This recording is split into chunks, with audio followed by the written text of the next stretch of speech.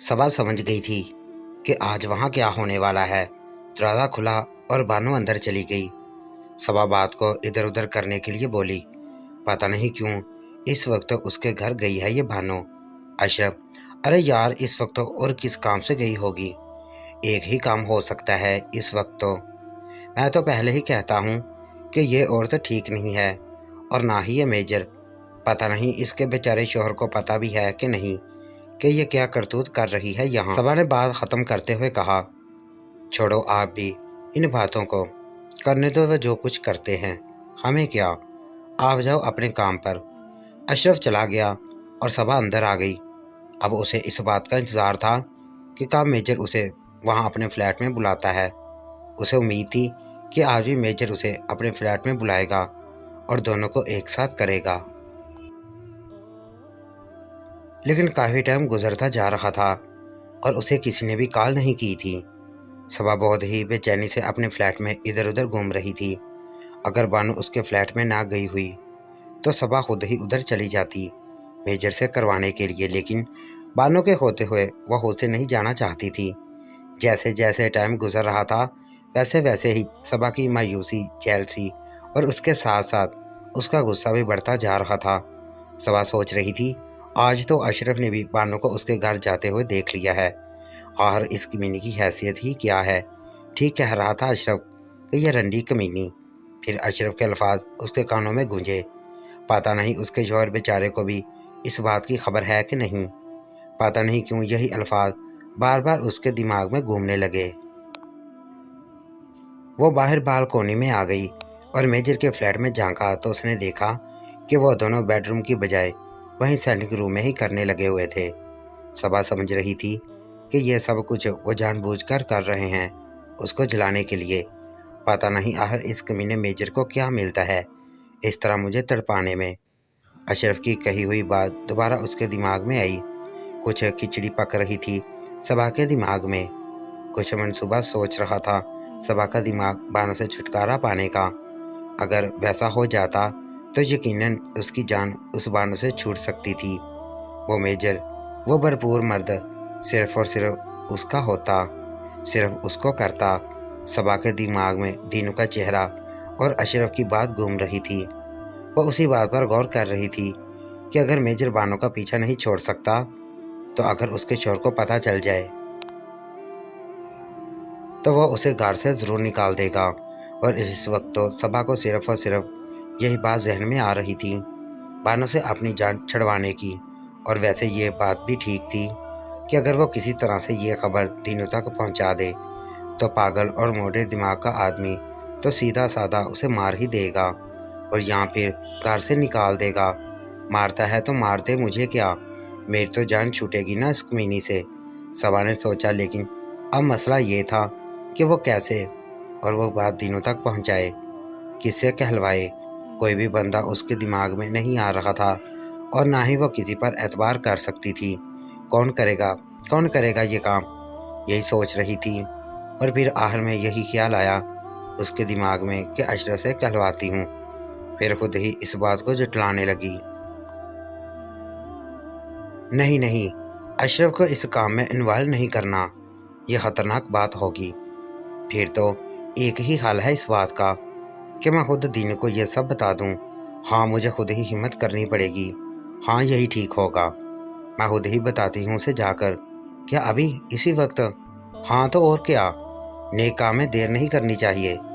मुझे इसको खूब भड़काना पड़ेगा ताकि वो इस कमीनी को अपने घर से निकाल दे। अगर वो नहीं मानेगा तो मैं उसे भी अभी लाकर उन दोनों की गंदी हरकतें भी दिखा सकती हूँ, और यहीं बुलाकर दिखाऊंगी।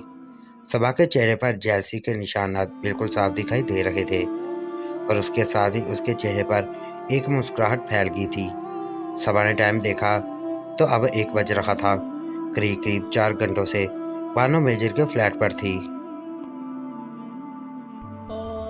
शायद उसका पूरी रात रुकने का प्रोग्राम था और सबा को यह भी पता था कि फ्लैट की बिल्डिंग का मेन गेट इस वक्त बंद हो चुका होता है और सब लोग अपने फ्लैट में होते हैं। सबा ने अपने घिनौने मंसूबे पर अमल करने का इरादा कर लिया।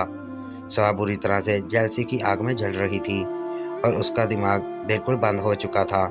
जो भी नफरत उसे पहले थी बानो से वो तो थी, लेकिन आज मेजर और बानो ने जिस तरह से उसे नेगलेक्ट किया था, उसने उसकी नफरत की आग को और भी बढ़ा दिया था।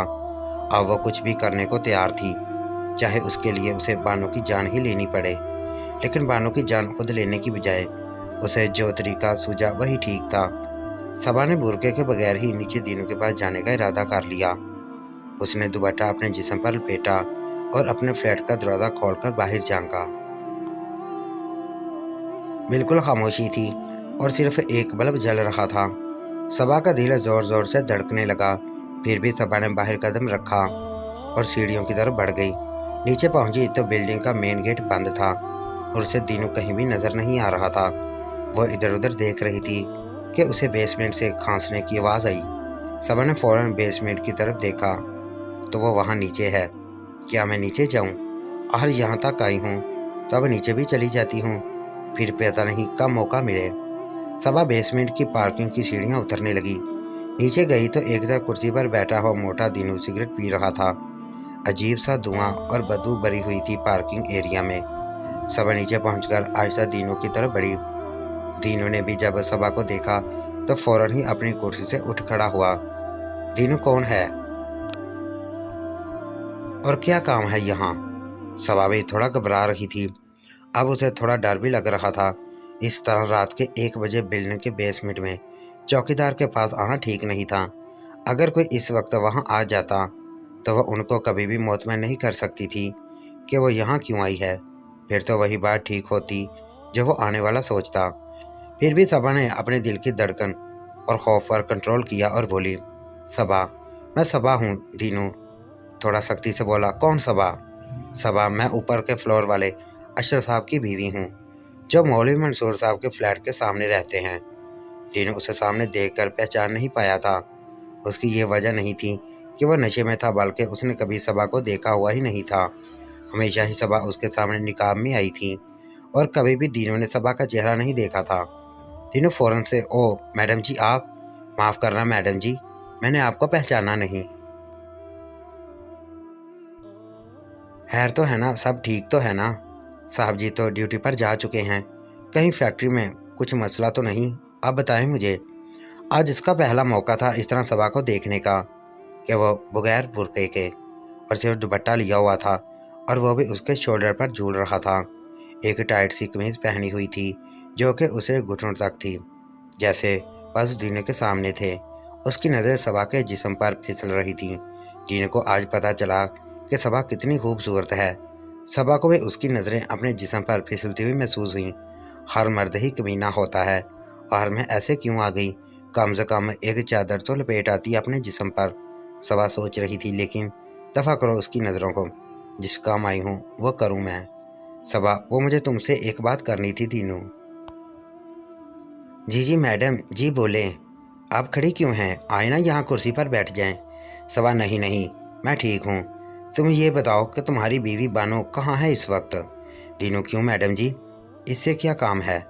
वो तो आज मौलवी साहब की बेगम साहब के पास है, शायद उनकी तबीयत ठीक नहीं है तो उन्होंने उसे रात को अपने पास रुकने का कहा था। सबा सोचने लगी, कितना बेवकूफ़ है ये दीनू। उसकी बीवी इसकी आंखों में धूल झोंक कर मेजर के साथ मज़े कर रही है और ये समझ रहा है कि वो मौलवी साहब के घर है। सबा, क्या तुमको पक्का यकीन है कि वो मौलवी साहब के घर पर है? दीनू थोड़ा हैरान होकर बोला, जी जी मैडम जी, ऐसा ही है। वो जी, कभी वो उनके घर रुक जाती है रात को, आपको तो पता ही है वो कितनी बीमार रहती हैं, और फिर उनकी देखभाल के लिए। लेकिन आप क्यों ऐसे पूछ रही हैं? कोई मसला हुआ है क्या? दीनू थोड़ा परेशान लग रहा था, लेकिन उसकी नज़रें अभी भी सबा के जिस्म का जायज़ा ले रही थीं। सबा को भी महसूस हो रहा था, लेकिन वो सोचने लगी, कोई बात नहीं, करने दो उसको नज़ारा, इसी से शायद मेरी बात को मान ले। ये बेवकूफ़ मोटा। इसकी अगली किस्त देखने के लिए हमारे इस चैनल को सब्सक्राइब करें।